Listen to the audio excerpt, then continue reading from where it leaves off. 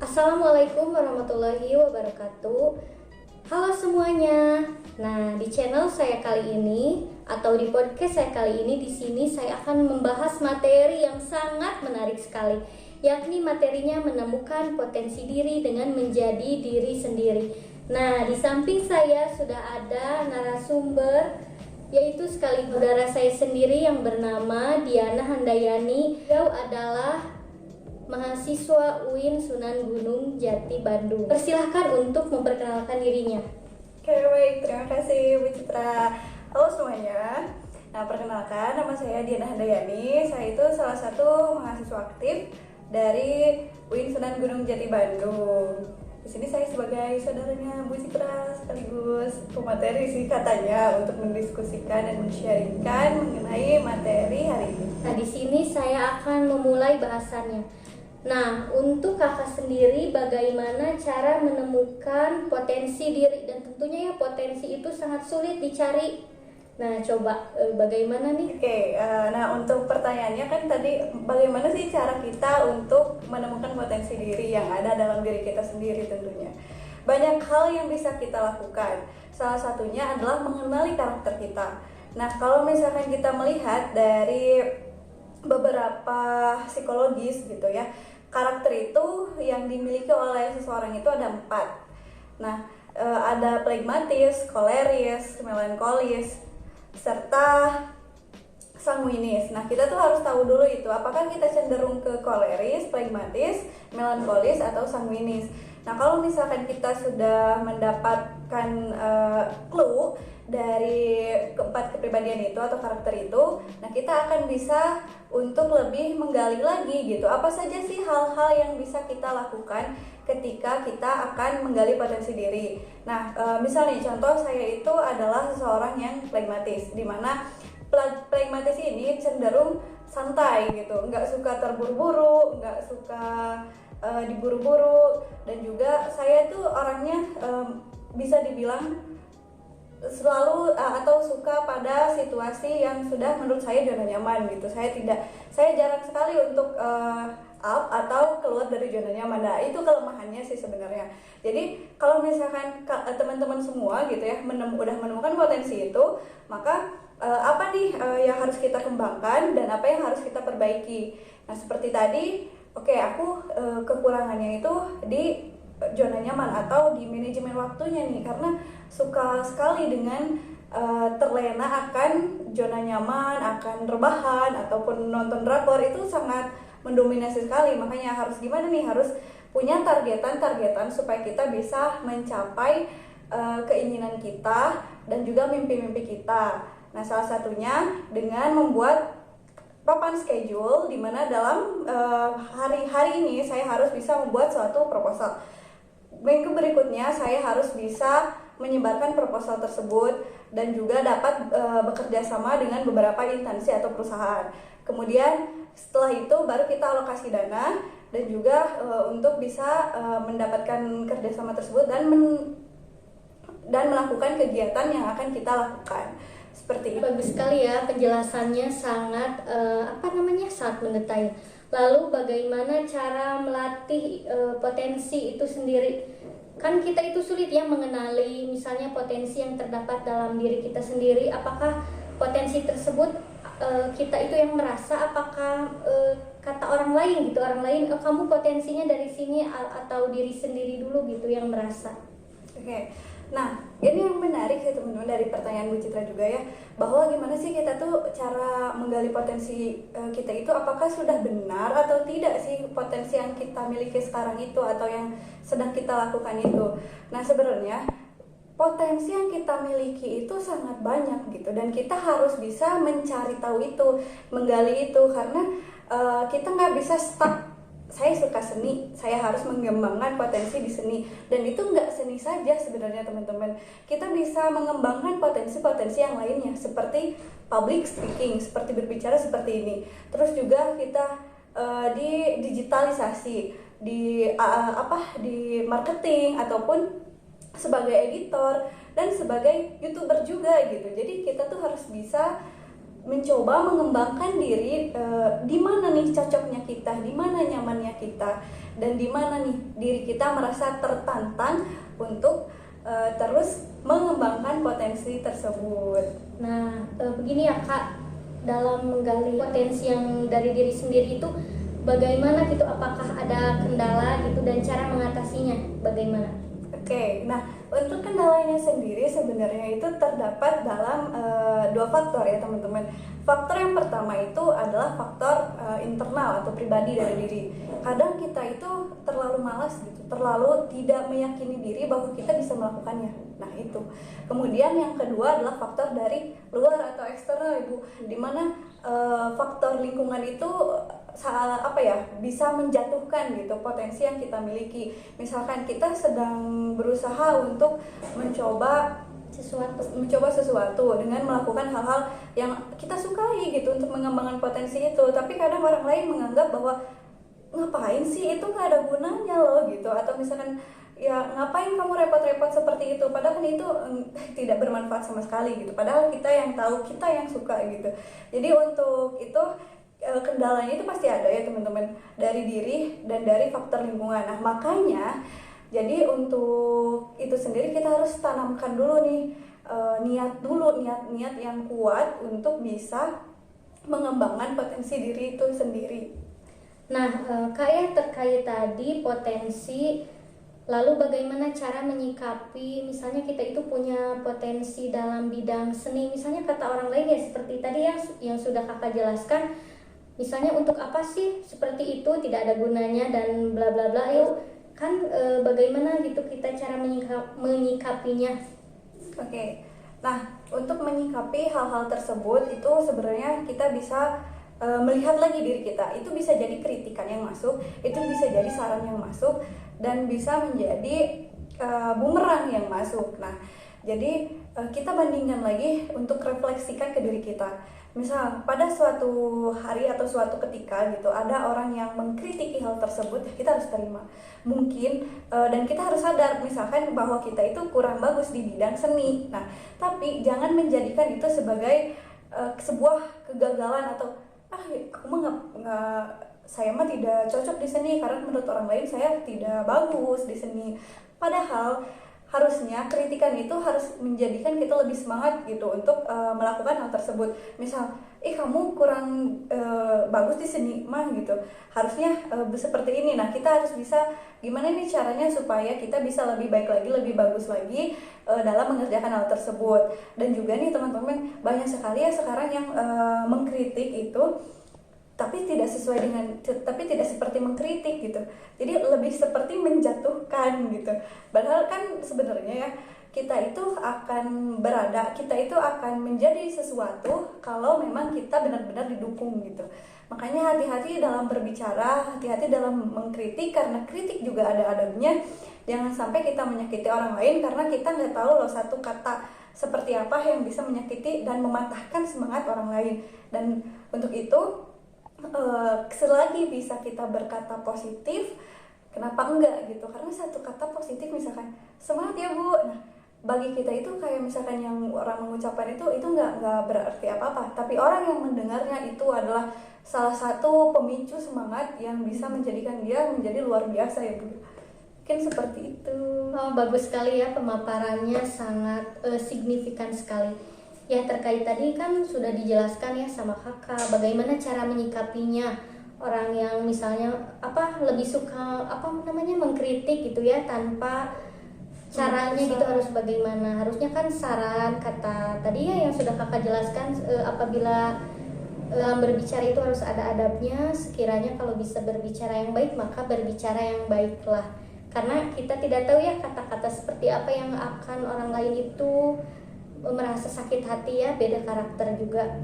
Nah, untuk mengenali potensi diri sendiri, apakah Kakak itu merasa punya potensi apa, dan kemudian potensi tersebut itu Kakak yang menyadari ataukah orang lain, sehingga kita itu hanya termotivasi, banyak orang lain yang bilang saya itu misalnya potensinya dalam bidang matematika misalnya, lalu digali lah sehingga kita merasa ahli lah dalam mata pelajaran tersebut. Oke. Nah, untuk menggali potensi diri sendiri gitu ya, kita tuh kan sebenarnya emang harus tahu diri kita itu seperti apa dan kita tuh ingin seperti apa. Nah, kalau misalkan potensi diri ini sebenarnya bisa masuk dari mana aja, dari diri kita, dari masukan dari orang lain, ataupun bahkan dari seseorang yang kita idolakan gitu. Kita terinspirasi dari sosok tersebut, dari seseorang tersebut. Jadi untuk menemukan potensi diri, ya tetap kita sendiri yang tahu, tetapi inspirasi itu atau dorongan itu masuk dari berbagai sudut pandang. Nah, kalau saya sendiri, kalau saya suka mencoba hal-hal baru gitu, jadi saya tidak suka stagnan di satu kegiatan, atau misalkan saya pengen mengembangkan potensi di sini, tapi kadang ya tuntutan perubahan, tuntutan kondisi yang membuat kita harus bisa melakukan beberapa hal yang menurut kita itu baru. Tetapi gini teman-teman, kalau misalkan dirasa bahwa hal tersebut atau misalkan saya ingin mengembangkan potensi di bidang ini, nah kalau misalkan teman-teman sudah merasa dan punya strong why gitu, strong motivation bahwa saya bisa melakukan hal tersebut, lakukanlah. Tapi kalau misalkan masih ragu ataupun misalkan kayaknya atas pertimbangan kurang nyaman atau misalkan kurang bisa, lebih baik jangan dulu, tapi persiapkan. Jadi untuk itu yang pertama harus punya strong why dulu, strong why serta strong motivation. Jadi mengapa saya melakukan hal tersebut dan bagaimana saya akan terus stagnan, terus memotivasi diri saya untuk bisa melakukan hal tersebut. Nah, makanya banyak sekali teman-teman yang ganti potensi ini ditinggalkan karena dirasa saya bukan potensinya di sini deh, terus pindah ke sini, terus tapi di sini juga belum sampai mencapai something atau mencapai effort gitu, sudah menyerah duluan. Nah, itu sih sebenarnya yang jadi salah satu kendala juga ya Bu, untuk kita dapat menggali potensi itu gampang menyerah. Padahal ya yang pertama itu kita harus tahu gitu kan, kita punya strong why, strong motivation. Nah, kemudian kita tanamkan semangat dalam diri supaya bisa melakukan dan menggapai mimpi tersebut. Nah, kemudian yang ketiga itu kita harus memiliki kesabaran. Nah, kenapa kesabaran? Karena gini, semangat tanpa kesabaran akan membawa kita pada keputusasaan dan kesia-siaan. Banyak sekali orang yang sudah diambang sedikit lagi mau kesuksesan, tetapi dijatuhkan oleh keadaan atas beberapa keadaan atau beberapa faktor gitu.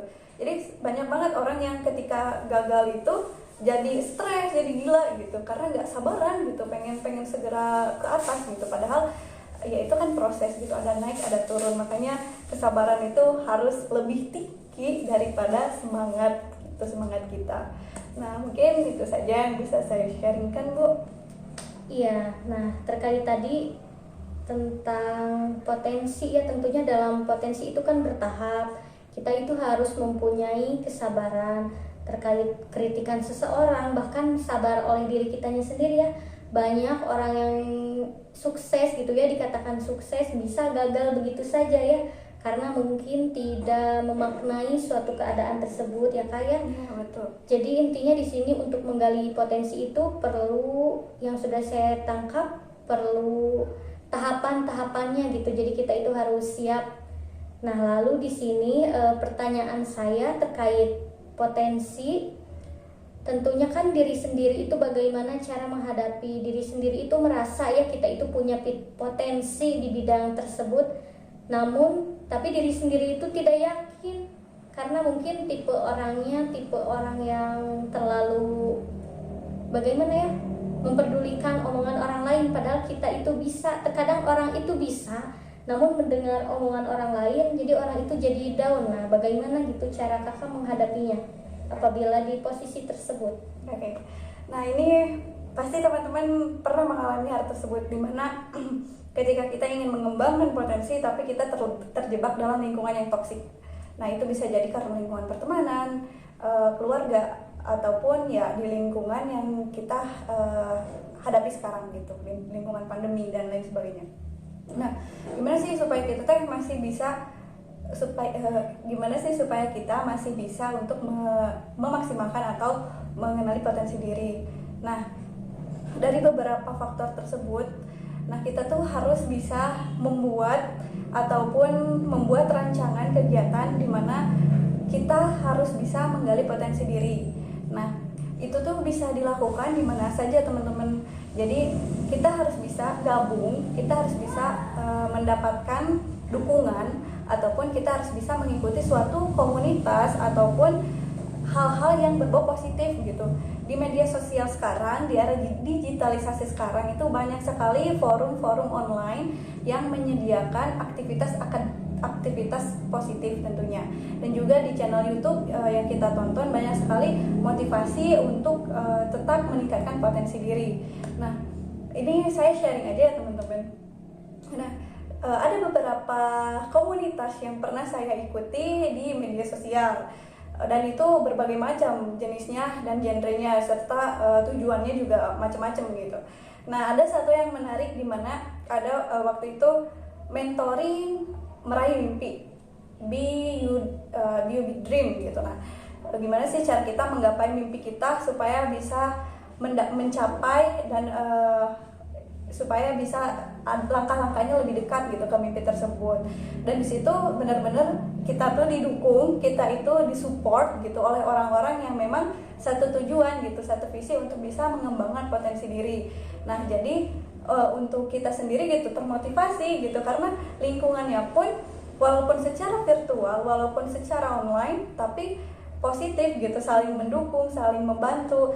Dan yang terpenting itu sebenarnya ketika kita ingin mengembangkan potensi diri, kita harus memiliki lingkungan yang bisa kita diskusi, bisa membaur kita untuk diskusi. Salah satunya adalah kalau situasi pandemi kayak gini kan PPKM, itu kita pasti kembali lagi ke keluarga.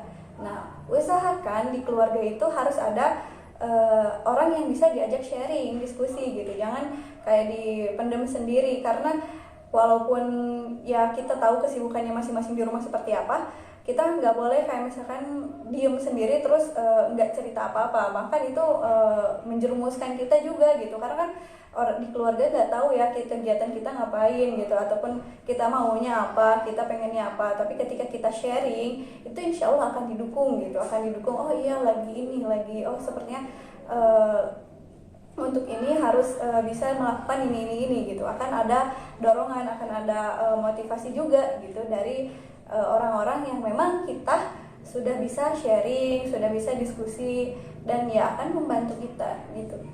Nah, terkait podcast yang tadi ya tentang menemukan potensi diri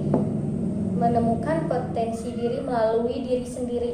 Nah, kan tadi kita berbicara mungkin fakta di lapangan. Kita hampir sama ya untuk jurusannya. Mungkin saya pendidikan guru sekolah dasar dan kakak sendiri pendidikan anak usia dini. Nah, di sini saya ingin mengaitkannya ya dengan kehidupan ya, tentang bagaimana nih cara menangani, bagaimana cara menggali potensi anak usia dini. Kan itu masih usianya dini ya, bagaikan bisa dikatakan seperti teori tabula rasa ya. Jadi anak itu seperti gambaran, seperti kertas putih ya, kalau dicoret warna biru akan menjadi biru, kalau warna merah akan menjadi merah. Bagaimana sih cara kakak membentuk potensi anak, misalnya potensi dasar dulu lah gitu untuk anak usia dini? Oke, terima kasih Bu atas pertanyaannya. Karena kita jurusannya sama, hampir sama mengenai anak dan berkecimpung dengan dunia anak gitu. Jadi untuk cara mengenali potensi yang ada pada anak itu, apalagi kan anak itu masih tahap awal untuk mengenal dan belajar. Nah, bagaimana cara kita untuk menemukan potensi yang ada pada anak. Nah, ini menarik sekali karena pembahasan ini akan ya banyak versinya gitu, banyak masukannya juga, banyak sumber dan referensinya. Untuk dunia PAUD sendiri, dunia anak sendiri itu kan golden age, dimana 5 tahun pertama itu adalah masa emas anak untuk mengembangkan perkembangan otak dan serta fisik motorik dan lain sebagainya. Nah, untuk menemukan potensi anak sendiri gitu ya, sebenarnya di PAUD sendiri itu ada beberapa metode. Nah, Salah satunya yang saya sering diskusikan sama teman-teman kuliah saya itu adalah metode BCCT. Nah, atau bermain sentra, di mana nanti di sekolah itu akan ada sentra memasak, sentra profesi, sentra sains, sentra agama dan moral, serta sentra-sentra yang lain untuk dapat mengembangkan potensi anak. Nah, untuk aspek perkembangan anak ini sendiri itu di anak usia dini itu ada 6. Yang pertama ada agama moral, kemudian kognitif, bahasa, sosial, emosional, seni, dan juga fisik motorik.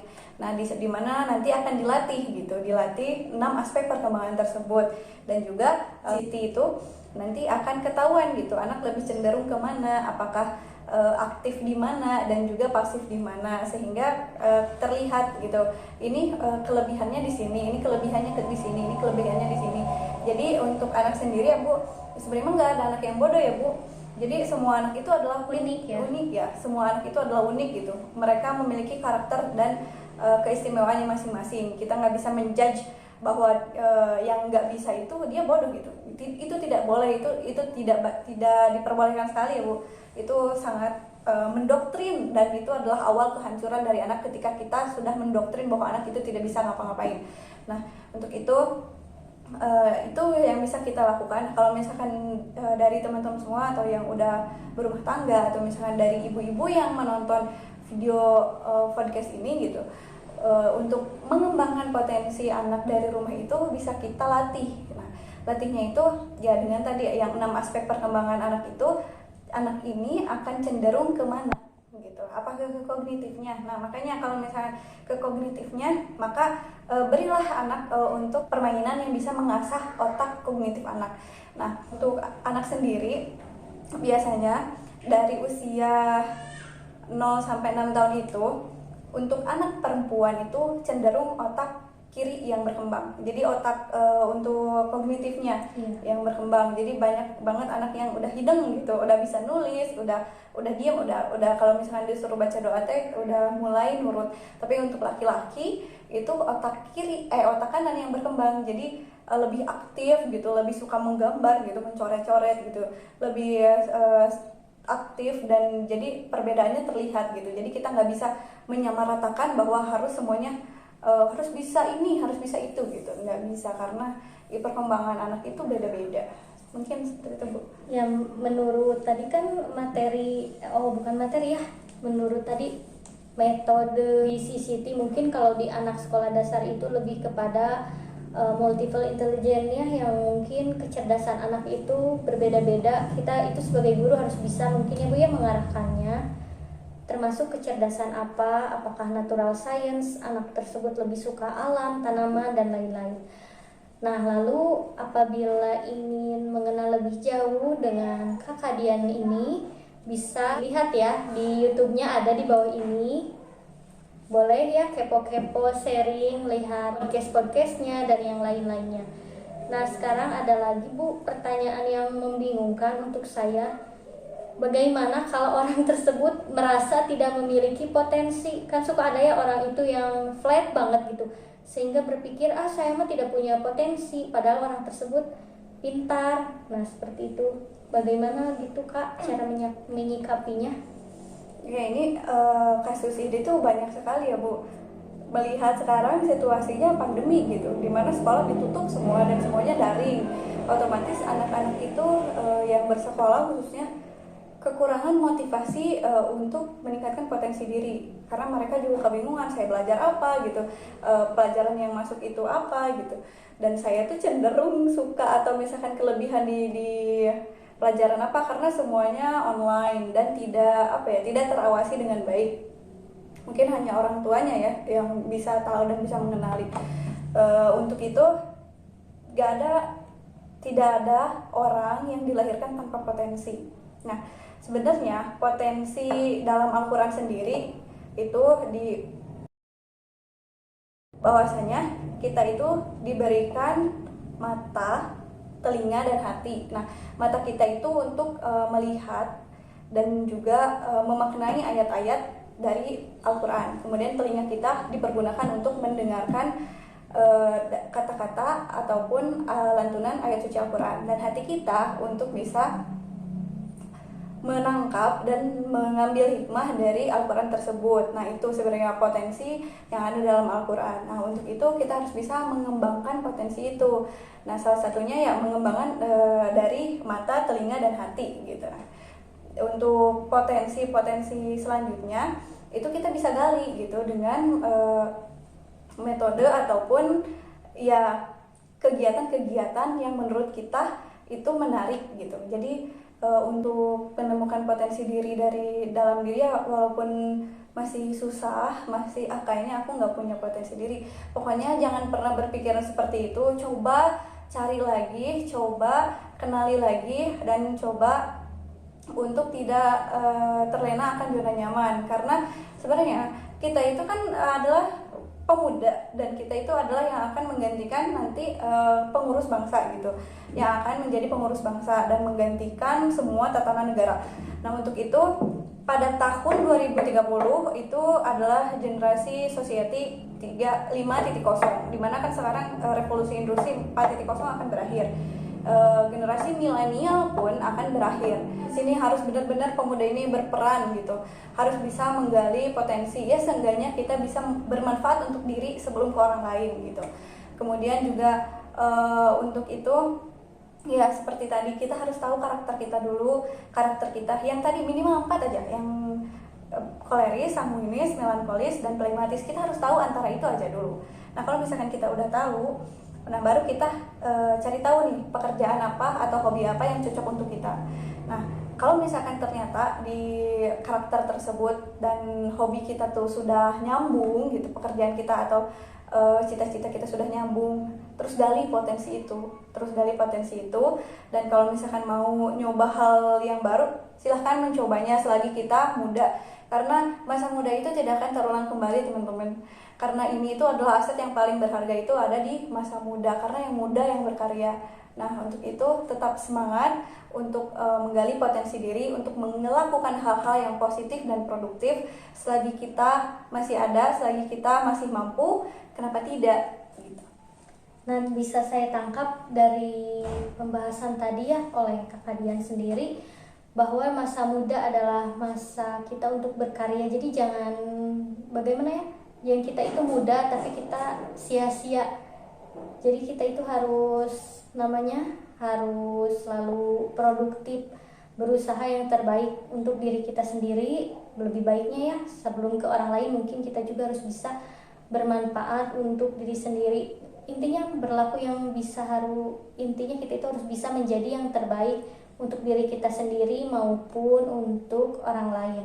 Nah, satu pertanyaan terakhir lagi terkait tadi menemukan potensi diri. Nah, kan di sini kan saya mengajar anak sekolah dasar, tentunya kan saya itu harus mengenali karakter yang berbeda-beda. Misalnya di sini ada 20 siswa misalnya. Berarti kan ada 20 karakter yang berbeda ya Bu, tidak mungkin karakter pendiam. Saya berpikir semua ke-20 itu siswa pendiam. Pasti ada siswa yang pendiam, yang cerewet, aktif, dan lain-lain. Bagaimana sih gitu cara saya agar lebih mudah menemukan potensi diri? Kan suka ada potensi yang tersembunyi. Jadi saya itu ingin tahu gitu tentang peserta didik saya itu, tidak mau sampai ada yang tersembunyi gitu. Anak tersebut saya tidak ingin melewatkannya gitu. Oke. Nah, untuk cara supaya kita bisa lebih mengenali potensi anak gitu, di antara anak-anak yang kita ajar. Karena apalagi kalau untuk awal-awal kan suka jarang kelihatan ya Bu gitu. Ini potensinya di mana nih? Ini potensinya di mana? Nah, secara kontinu saja, secara bertahap.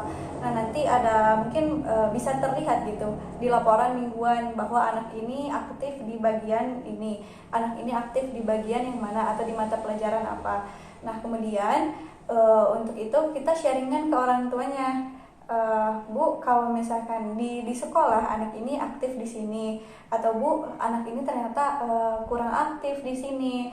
Nah, kalau di sekolahnya kalau di rumahnya bagaimana? Oh, ternyata kalau di rumahnya mah aktif gitu. Tapi pas di sekolah mungkin karena masih malu gitu ya, belum berani untuk bersosialisasi, jadi masih malu-malu. Nah, biasanya sih itu dikomunikasikan lagi ke orang tuanya. Nah, kalau misalkan udah titik temunya udah ketemu, baru kita latih potensi-potensi anak yang sudah mulai kelihatan. Nah, kita bisa fokuskan dulu nih yang udah kelihatan, misalkan di antara 29 anak ini ternyata 5 orang ini menyukai permainan seni. Jadi ada nih di satu kegiatan atau di satu hari itu tentang seni. Nah, anak yang kelima itu kan karena suka, jadi mereka yang paling aktif. Nah, maka teman-teman yang lain pun akan mulai kayak misalkan wah bagus ya atau apa, tertarik gitu. Nah, kemudian yang 5 orang itu bisa mengajarkan kepada yang lainnya bahwa oh ini tuh seperti ini loh, ini tuh seru loh, ini tuh fungsinya kayak gini loh gitu. Jadi supaya lebih memudahkan juga. Nah, ketika ada di kegiatan yang lain misalkan untuk berhitung gitu. Nah, ternyata di sini yang berhitung itu yang bisa itu baru 4 gitu.